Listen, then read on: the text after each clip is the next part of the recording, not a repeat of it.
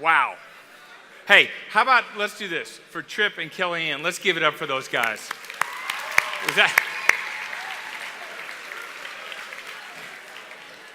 Here's the thing.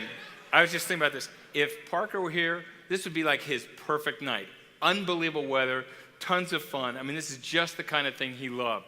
He was passionate about lacrosse. He loved making new friends, and he had a big faith. And that's exactly why we created the Legacy Lacrosse Cup. It was really for you. It's not about Parker and his death. It's really more about his life. And we created this because we wanted to create an environment just like what you experienced. We wanted a place where kids would come together and play high-level, high-caliber lacrosse. And like we said, we got 4 out of the top 10 in the Southeast, so we got that knocked. We just had some good fun. And I want to tell you, don't let it end, okay?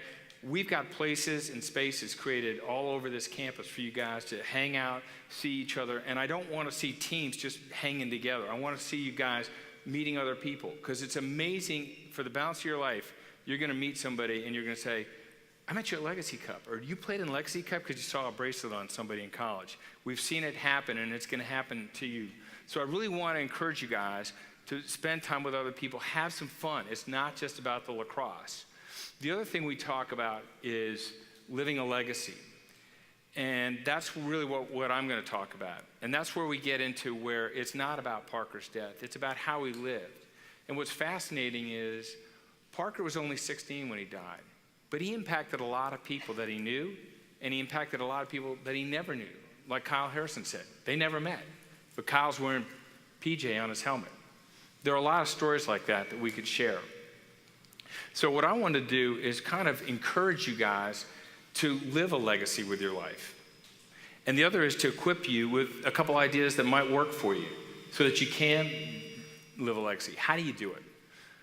There are really 3 things that I wanted to share with you tonight, and I'm going to kind of walk you through these, okay? The first is your story matters, okay? We're going to talk about that. The other is the little things make a big difference.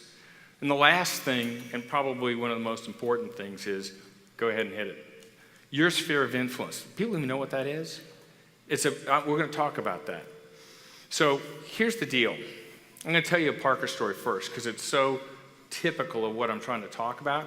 And then we're going to talk a little bit about you guys and your sphere of influence. When Parker was a sophomore here, he had a teacher who was, how do I say this?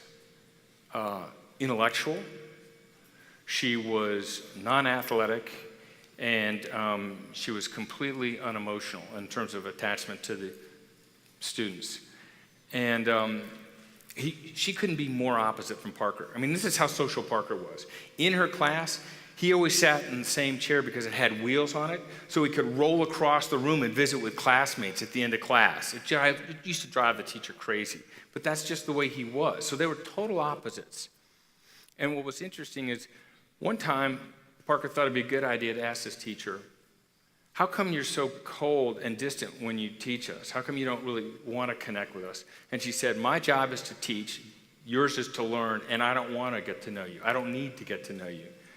And I remember at dinner that night, Parker said, then why is she teaching? She's missing the secret sauce of unlocking people's talents and gifts and finding out how to really help them blossom and grow. And after Parker died, this teacher came up to me and she said, my life has changed in 2 dramatic areas because of Parker's life and what I saw him do in my class. And she said, number 1, I am going to connect with my students in a way that I've never done before. I want to care about them, I want to connect, and I want to know them. And the second thing she did is she volunteered to become a lacrosse coach for the girls' team. Now remember, I said she was unathletic. She thought lacrosse was played indoors. That's how unathletic she was. But she ended up, the teams that she worked with ended up going to state championship. But here's the real magic in this story. The magic is the multiplier effect. Think about this. One guy, Parker, connects with a teacher who changes the way she teaches and goes into coaching as well. So during the last 5.5 years, she's probably coached and taught hundreds, if not thousands, of students and athletes. but she's done it in a manner, in a positive way that she never would have done before. Well, that's a Parker story. Let's talk about your story. Let's talk a little bit about you.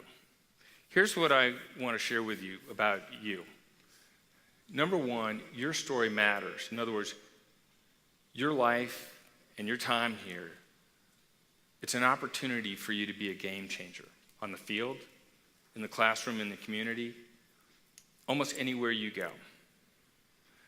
And you got to be intentional about that. That's why when Greg's going to talk later, it's called a mental thing. You got to decide that's what you want to do.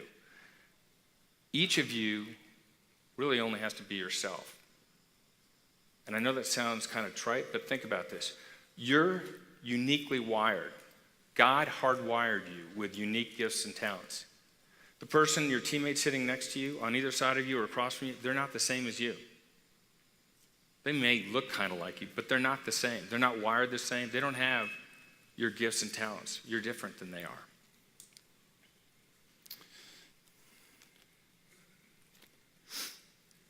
Here's another thing. This will sound a little counterintuitive, but it's probably one of the most important principles that you'll learn in life. And that is, the more you give away of yourself to others, and you know this from your sports, it's true. When you sacrifice for your team ends up doing better. Same thing in your life. If you'll serve others, if you'll give of yourself to somebody else, it's amazing the growth that you will get. And you can't always see it coming. It just kind of happens. But it's one of the most important principles you can have. The other is, your life is a series of decisions or choices. Think about that. Sometimes when you end up in a place you don't want to be, you go, how did this happen?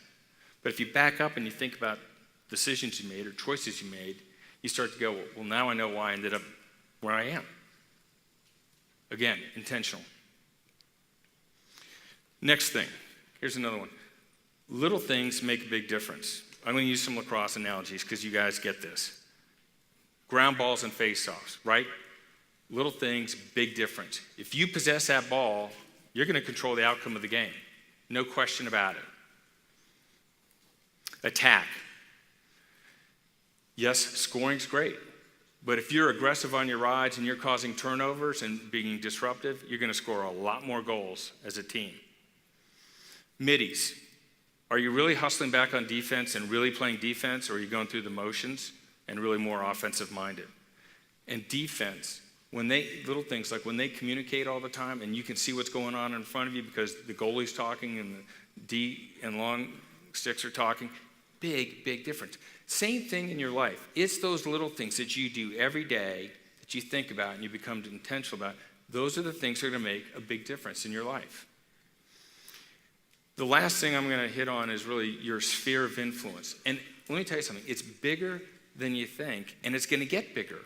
And what I mean by that is you touch people all the time, every day, in your family, your siblings, how you interact with them, how you interact with your parents. It's going to make a lasting impression in terms of your relationships with your siblings and your parents for the rest of your life. Friends. What story are you telling people when you're in social media? What story are you telling them when they're in person? Is it the same? Are you consistent? Is it one that you'll look back and go, I'm glad I did that. I created a legacy. I'm proud of what I did and how I conducted myself. Teammates.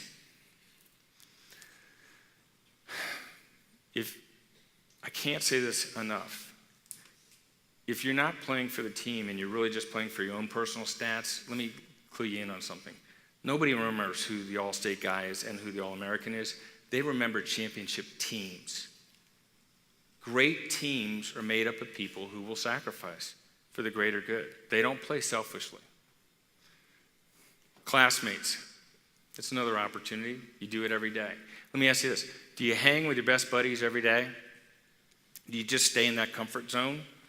Or do you take some risk and become more inclusive and interact with some people that maybe you don't see all the time, but you make an extra effort? When you do these things, it makes a big difference. You can do it now. You can be a sophomore like Parker. You can be a senior. You can be in high school, you can be in college, you can be in your career, you can be anywhere doing those things. So, in closing, think about this. Every one of us has gifts and talents. We're unique, like I said at the beginning. Think of it like a bright light that's inside of you. Okay? Hang on.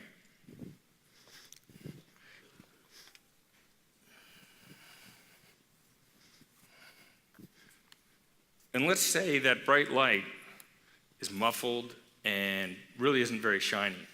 It's not very effective, is it? Doesn't do much, doesn't help anybody. It's really serving not much purpose, it's just taking up space. But when you shine a bright light and you use your gifts and talents and you share it with other people, you make a big difference. You're a difference maker. You change lives like Parker did. And again, this isn't about Parker, this is about you. And you get to live a legacy. You get to look back on your life and say, did I make a difference? And that's really what everybody wants when they put their head on the pillow. They want to make a difference. And I just want to encourage you to do these things. I want you to be a bright light, okay? I want you to live for something bigger than yourself. And I want you to make wise choices as you go through this life. Thank you very much.